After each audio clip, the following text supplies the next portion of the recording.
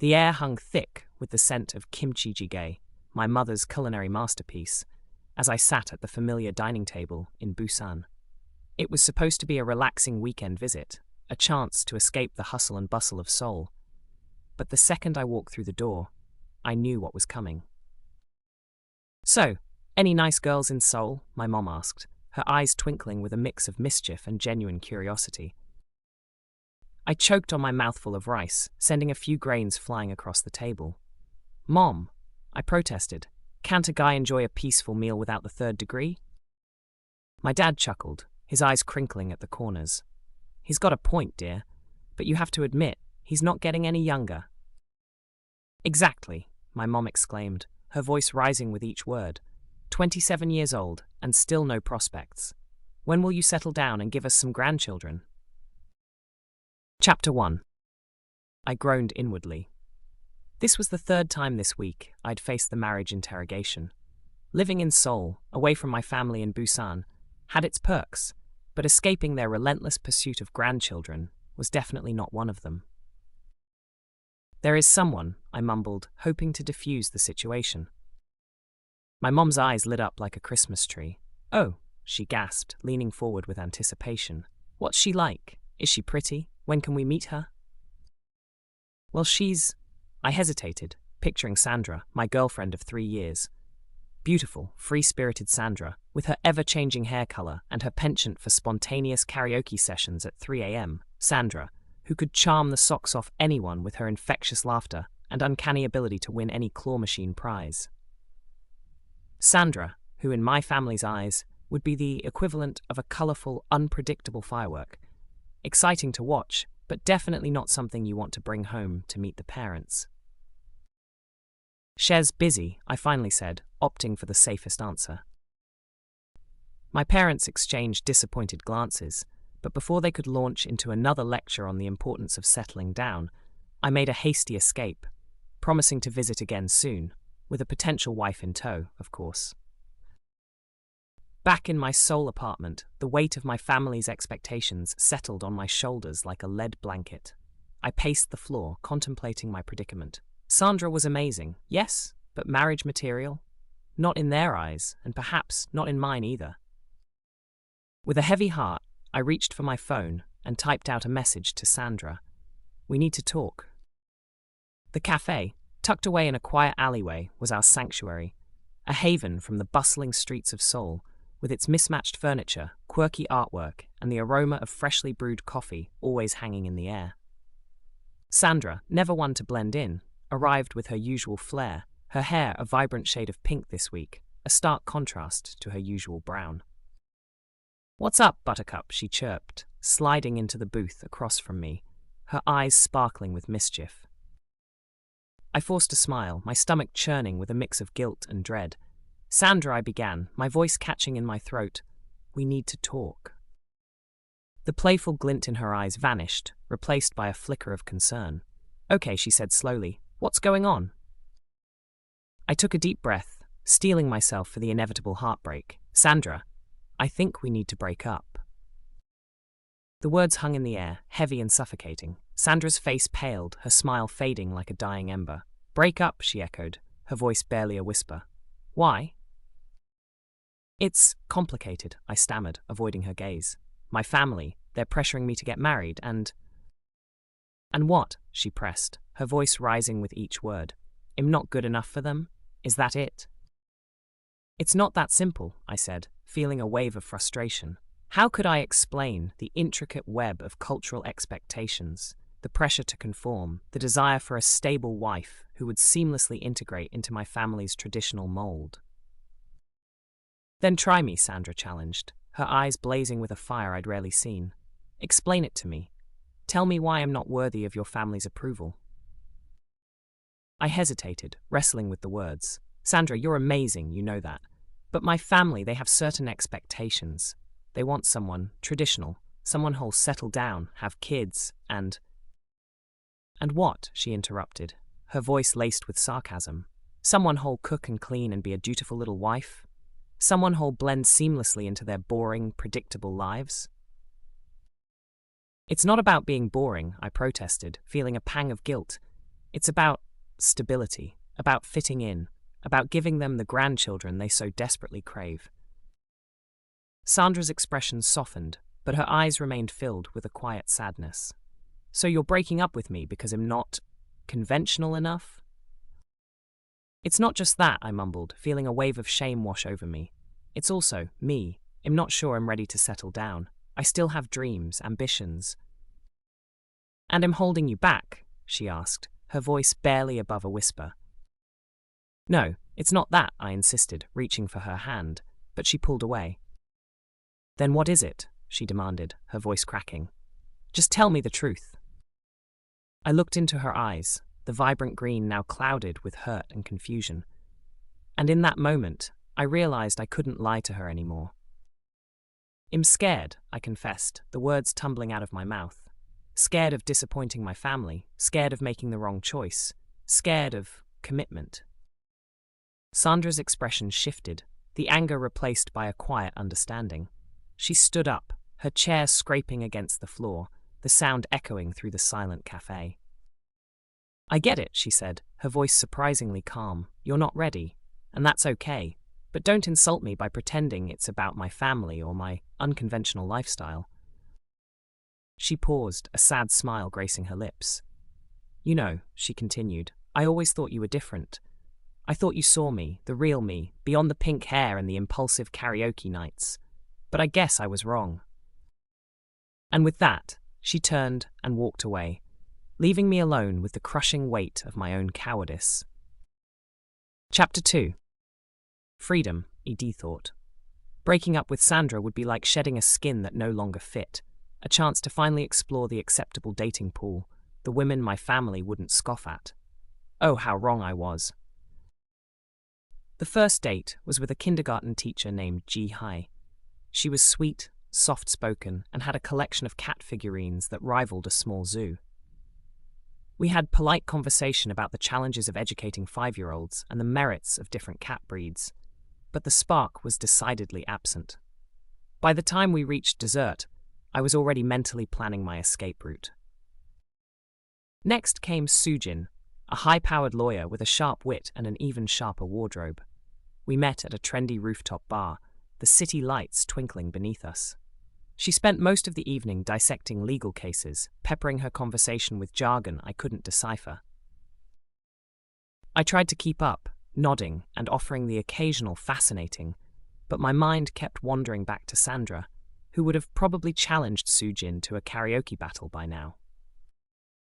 Then there was the K-pop trainee, Yuri, who arrived at our coffee date with a full entourage, a manager, a stylist, and 2 backup dancers. She spent the entire time talking about her upcoming debut, her rigorous training schedule, and her dreams of becoming the next Blackpink. I smiled politely and wished her luck, but all I could think about was how Sandra would have probably burst into a spontaneous dance routine, dragging me along with her. Date after date followed the same pattern. Polite conversations, forced laughter, and a growing sense of emptiness. These women were lovely, accomplished, and undoubtedly wife material in my family's eyes. But they lacked the spark, the spontaneity, the sheer joy of being alive that Sandra embodied. One particularly disastrous date involved a woman who brought her pet parrot along. The parrot, apparently unimpressed with my attempts at conversation, proceeded to squawk loudly every time I opened my mouth. By the end of the night, I was convinced the parrot was judging me, and frankly, I couldn't blame it. As the weeks passed, the blind dates became less about finding a wife, and more about a desperate attempt to fill the void left by Sandra. I missed her laughter, her warmth, her ability to turn even the most mundane moments into an adventure. I missed the way she'd challenge my opinions, make me laugh until my sides ached, and see the world through a kaleidoscope of vibrant colors. I started frequenting our old haunts, the places where we'd shared so many memories. The quirky cafe, where we'd had our first date. The karaoke bar, where she'd belt out power ballads with reckless abandon. The park, where we'd spend lazy afternoons sharing ice cream and dreams for the future. Each place was a bittersweet reminder of what I'd lost. The laughter, the joy, the sense of connection that had once filled my life now echoed like a distant melody. a haunting reminder of my own folly. One evening, I found myself wandering aimlessly through the bustling streets of Hongdae, the vibrant district where Wed first met. The air was filled with the sounds of street musicians, the aroma of sizzling street food, and the chatter of excited crowds. It was a scene Wed both loved, a symphony of urban chaos that somehow felt comforting and familiar. As I passed a familiar bar, the sound of a familiar voice stopped me in my tracks. It couldn't be, could it? I cautiously peered through the window, my heart pounding in my chest. And there she was, Sandra. Her pink hair now a fiery red, her eyes sparkling with laughter as she sang along to a rock ballad, her voice soaring above the music. She was surrounded by friends, her infectious energy lighting up the room. For a moment, I was frozen in place, a wave of longing washing over me. I missed her terribly. But then, I remembered the reason we'd broken up. The pressure from my family, the cultural expectations, the fear of not fitting in. I sighed, turning away from the window. The image of Sandra's carefree joy burned into my memory. Maybe it was time to move on, to accept that we were from different worlds, that our paths were destined to diverge. But as I walked away, the sound of her laughter echoing in my ears, I couldn't shake the feeling that I was making a huge mistake. The soju burned its way down my throat, each shot a futile attempt to extinguish the growing embers of regret in my chest. I don't get it, man, I confessed to Jinwoo, my voice thick with frustration. I thought breaking up with Sandra would make things easier, but I just feel empty. Jinwoo, ever the stoic observer, simply raised an eyebrow, the corners of his mouth twitching with amusement. Easier? You dumped the most vibrant woman in Seoul to appease your parents who live hundreds of miles away. What exactly did you expect? I don't know. I threw my hands up in exasperation. Freedom? Clarity? A chance to finally meet someone who fits the good wife mold? Jinwoo chuckled, pouring me another shot. And how's that working out for you?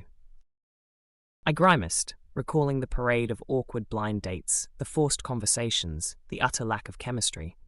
Let's just say, I'm not exactly having the time of my life. You like Sandra so much, can you really let her go? Jinwoo asked, his voice surprisingly gentle. I scoffed, downing the soju in one gulp. Don't be ridiculous. Sandra. She's fun, she's exciting, but she's not wife material. A sudden silence fell over the table. I looked up, confused, and saw Jinwoo staring past me, his eyes wide with alarm. A chill ran down my spine. Had I said something wrong? Then I heard it. A voice, cold and sharp, cutting through the chatter of the bar like a shard of ice. So that's the reason you dumped me. My blood ran cold. I slowly turned around, my heart pounding in my chest, and there she was, Sandra. Standing behind me, her arms crossed, her face a mask of fury. Sandra, I stammered, my voice catching in my throat. I didn't know you were here. Obviously, she retorted, her voice dripping with sarcasm. Otherwise, you wouldn't have been so quick to label me as not wife material, would you? The bar seemed to fade away, the music and chatter dimming to a distant hum. All I could see was Sandra, her eyes blazing with a fire I'd never witnessed before. The carefree, playful Sandra I knew had vanished, replaced by a woman scorned. I thought we were happy, she said, her voice shaking with a mix of anger and hurt. I thought we had something special. We did, I pleaded, my voice barely above a whisper. We do. Then why? She demanded, her eyes boring into mine. Why throw it all away? Because your family doesn't approve. Because I don't fit their perfect little picture of a good wife. I opened my mouth to explain, to defend myself, but the words wouldn't come. How could I justify my actions, my cowardly surrender to societal expectations? You know what the worst part is? Sandra continued, her voice cracking with emotion. It's not that you broke up with me. It's that you judged me. You reduced me to a caricature, a fun girlfriend who's incapable of being serious, of wanting more. She paused, taking a deep breath, her eyes glistening with unshed tears. You think I'm just some flighty party girl with no ambition, no dreams? She asked, her voice laced with a bitterness I'd never heard before. No, I began, but she cut me off. Then listen, she commanded, her voice regaining its strength. Listen and learn. And then, she did something I never expected. She reached into her bag and pulled out a thick folder, its pages filled with charts, graphs, and meticulously written plans. This, she declared, holding it up for me to see, is my business plan. The one I've been working on for the past year. The one I put on hold to support your dreams, your ambitions. My jaw dropped. I stared at the folder, my mind reeling. Sandra, the girl who lived for spontaneous adventures and karaoke nights, had a business plan? I was waiting for the right time to tell you, she continued, her voice softening. I wanted to surprise you, to show you that I was more than just the fun girlfriend. I wanted to build a future with you, a future where we could both pursue our passions. She slammed the folder onto the table, the sound echoing through the silent bar. But I guess you were too busy worrying about what your family would think to even consider what I wanted. With that, she turned and walked away, leaving me speechless, the weight of my own ignorance crushing me. The Sandra I thought I knew, the carefree, impulsive girl, had just revealed a depth, an ambition, a strength I never imagined. And I, blinded by my own insecurities and societal pressures, had thrown it all away. Sandra's words, sharp as a knife, echoed in my ears long after Shed stormed out of the bar. I sat there, numb, the weight of my own ignorance crushing me. Jinwoo, bless his soul, remained silent, giving me the space I needed to process the emotional wreckage. Finally, I looked up, my voice barely above a whisper. What have I done? Jinwoo, ever the pragmatist, simply shrugged. You messed up, big time. No kidding, I muttered, running a hand through my hair. I've lost her, haven't I? Not necessarily, Jinwoo said, his voice surprisingly optimistic.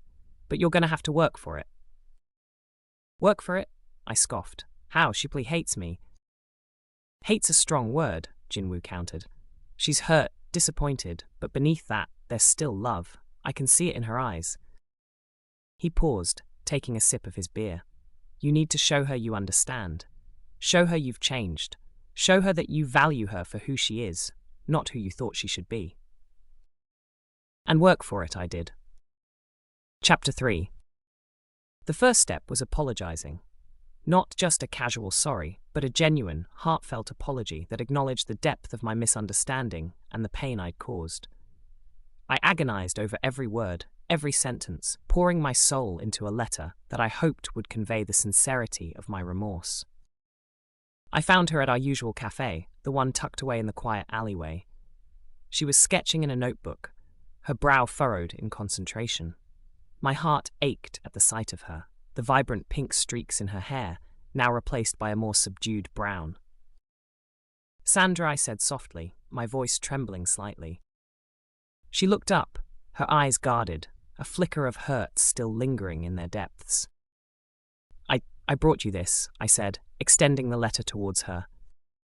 She hesitated, then took it, her fingers brushing against mine. A spark, faint but undeniable, ignited within me. Read it later, I said, my voice barely above a whisper, but please, know that I mean every word. She nodded slowly, her expression unreadable. I turned to leave, but her voice stopped me. Wait, she said, her voice barely audible. I turned back, my heart pounding with a mix of hope and fear. Why? She asked, her voice laced with a vulnerability that tore at my soul. Why did you do it? I sat down across from her, my gaze meeting hers. Because I was a fool, I confessed, my voice thick with emotion. I was blinded by my own insecurities, by the pressure to conform, to fit in. I didn't see you, the real you, the incredible woman you are.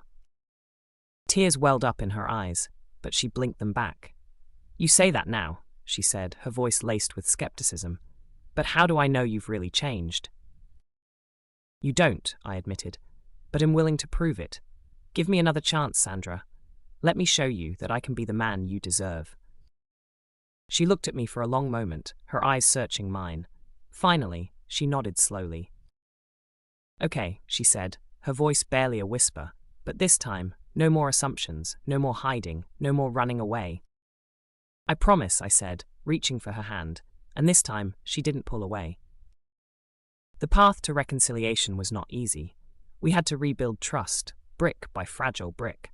I had to confront my own deeply ingrained biases, challenge my family's expectations, and prove to Sandra that I truly valued her for who she was, not who I thought she should be. I had long conversations with my parents, explaining my love for Sandra, and challenging their preconceived notions about what constituted a suitable partner. "Mom, Dad," Adi said, my voice firm, "I love Sandra. She's the woman I want to spend my life with. I understand that she's not what you expected, but she's perfect for me." To my surprise, they were receptive. They saw the genuine affection in my eyes, the newfound confidence in my voice, and they slowly began to understand. "We just want you to be happy," my mom had said, her voice softening. "And if Sandra makes you happy," my dad added, "then we're happy for you." But the biggest challenge was winning back Sandra's trust. She was hesitant, guarded, and understandably hurt. I didn't blame her. I had betrayed her trust, underestimated her capabilities, and dismissed her dreams. I pursued her relentlessly, not with grand gestures or empty promises, but with consistent effort and genuine change. I showed up at her art exhibitions, offering support and genuine admiration for her talent. "Sandra, this is incredible," I'd say, gazing at her latest masterpiece, a vibrant abstract painting that seemed to pulsate with energy. "You're so talented." "Thank you," she'd reply, a shy smile gracing her lips. "It means a lot that you're here." Chapter 4. I offered support with her business ventures, attending workshops with her, helping her refine her business plan, and even offering to invest in her dream of opening a community art center. "I believe in you, Sandra," I'd say, my voice filled with conviction. "You can achieve anything you set your mind to." And most importantly, I listened intently as she shared her passions and aspirations, her fears and her hopes for the future. I learned about her childhood dream of opening a community art center, a place where underprivileged children could explore their creativity. I learned about her fear of failure, her insecurity about her talent, and her deep-seated desire to make a difference in the world. Slowly, the walls began to crumble. Sandra started to see the changes in me, the genuine effort I was making to become a better man, a man worthy of her love. Our conversations deepened, filled with honesty and vulnerability. We talked about our fears, our insecurities, and our hopes for the future. I learned about Sandra's childhood dream of opening a community art center, and she learned about my secret desire to write a children's book. We rediscovered the joy we'd once shared, the laughter, the spontaneity, the shared passion for life. But this time, it was different. There was a newfound depth to our connection, a mutual respect and understanding that had been absent before. We faced challenges together, supporting each other through setbacks and celebrating each other's triumphs. When Sandra faced criticism for her unconventional art, I was her fiercest defender. "Don't listen to them," I'd say, holding her close. "Your art is beautiful, meaningful, and it speaks to people. Never let anyone dim your light." When I struggled with writer's block, she was my unwavering source of encouragement. "You have a gift," she'd say, her eyes filled with belief. "Don't give up. Your words have the power to touch people's hearts." We learned to compromise, to communicate openly, and to navigate the complexities of our relationship with grace and humor. We grew, both individually and as a couple, emerging stronger and more resilient than ever before. And as our love blossomed anew, I realized that the breakup, though painful, had been a necessary catalyst for growth. It had forced me to confront my own flaws, to challenge societal expectations, and to appreciate the incredible woman I almost lost. Chapter 5. The drive from Seoul to Busan always felt longer when I was heading towards a potential family showdown. This time, with Sandra beside me, her hand resting lightly on my thigh, it felt like every kilometer was a step closer to either a heartwarming acceptance or a complete disaster. I glanced at Sandra, her brow furrowed in concentration as she navigated the GPS. "Almost there," she announced, her voice betraying a hint of nervousness. Nervous, I teased, reaching for her hand. Maybe a little, she admitted, her fingers intertwining with mine. Your parents are intimidating. I chuckled. They're just eager to meet the woman who finally tamed their wild child of a son. Sandra squeezed my hand. Well, let's hope they don't expect me to suddenly transform into a demure housewife. Don't worry, I reassured her. I've prepped them. They know you're not exactly the traditional type. Sandra raised an eyebrow. Prepped them? What exactly did you say? I told them you're an amazing artist, a budding entrepreneur, and the most incredible woman I've ever met, I said, meeting her gaze with sincerity. A warm smile spread across her face. Well, in that case, I might just charm their socks off. We pulled up to my parents' traditional hanok home, its tiled roof and wooden beams a stark contrast to the modern architecture of Seoul. My heart pounded in my chest as I stepped out of the car, Sandra by my side. Taking a deep breath, I led her towards the front door, my hand tightly clasped in hers. I could hear the faint sounds of chatter and laughter from inside, a familiar symphony of family life that suddenly felt foreign and intimidating. I knocked on the door, the sound echoing through the quiet house. A moment later, the door swung open, revealing my mother standing in the doorway, her face etched with a mix of curiosity and apprehension. "Oh, you're here," she exclaimed, her voice a touch higher than usual. Come in, come in." We stepped inside, and I was immediately enveloped in the familiar scent of kimchi and incense. My father emerged from the living room, his face breaking into a wide smile. "Welcome home, son," he said, embracing me in a warm hug. "And you must be Sandra," he added, extending his hand towards her. "It's a pleasure to meet you, Mr. and Mrs. Lee," Sandra said, her voice polite and respectful. "Please call us Ioma and Appa," my mother insisted, her eyes twinkling with warmth. We all made our way into the living room, where a table laden with an array of traditional Korean dishes awaited us. My parents, ever the gracious hosts, insisted that Sandra try everything, from the spicy kimchi stew to the savory japchae noodles. Sandra, ever the adventurous eater, gamely sampled each dish, her face lighting up with delight at the explosion of flavors. My parents, clearly pleased by her enthusiasm, beamed with pride. "So Sandra," my father began, after we had all settled down with cups of steaming green tea, "tell us about yourself." Sandra, never one to shy away from a challenge, launched into a captivating tale of her life, her voice filled with passion and humor. She spoke about her art, her unconventional path, and her dreams for the future. She described her vision of opening a community art center, a place where underprivileged children could explore their creativity and find solace in self-expression. My parents listened intently, their initial apprehension melting away with each word. They were captivated by Sandra's energy, her intelligence, and her genuine desire to make a difference in the world. As Sandra spoke, I watched my parents' faces transform. The skepticism I had feared was nowhere to be found. Instead, their eyes were filled with admiration, respect, and a growing affection for the woman who had captured their son's heart. "So Sandra," my father began, after we had all settled down with cups of steaming green tea, "tell us about yourself." Sandra, never one to shy away from a challenge, launched into a captivating tale of her life, her voice filled with passion and humor. She spoke about her art, her unconventional path, and her dreams for the future. She described her vision of opening a community art center, a place where underprivileged children could explore their creativity and find solace in self-expression. My parents listened intently, their initial apprehension melting away with each word. They were captivated by Sandra's energy, her intelligence, and her genuine desire to make a difference in the world. As Sandra spoke, I watched my parents' faces transform. The skepticism I had feared was nowhere to be found. Instead, their eyes were filled with admiration, respect, and a growing affection for the woman who had captured their son's heart. By the end of the evening, the atmosphere was warm and jovial. My parents, charmed by Sandra's authenticity and infectious laughter, had embraced her as one of their own.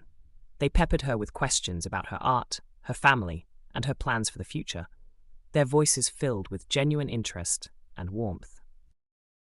As we said our goodbyes, my mother pulled Sandra aside, her eyes twinkling with mischief. "You know," she whispered, "you're not at all what we expected, but we couldn't be happier." Sandra smiled, her eyes filled with gratitude. "Thank you, Ioma," she said, her voice filled with warmth. "That means the world to me." Driving back to Seoul, my heart felt lighter than it had in years. The fear that had plagued me for weeks had dissipated, replaced by a sense of joy and contentment.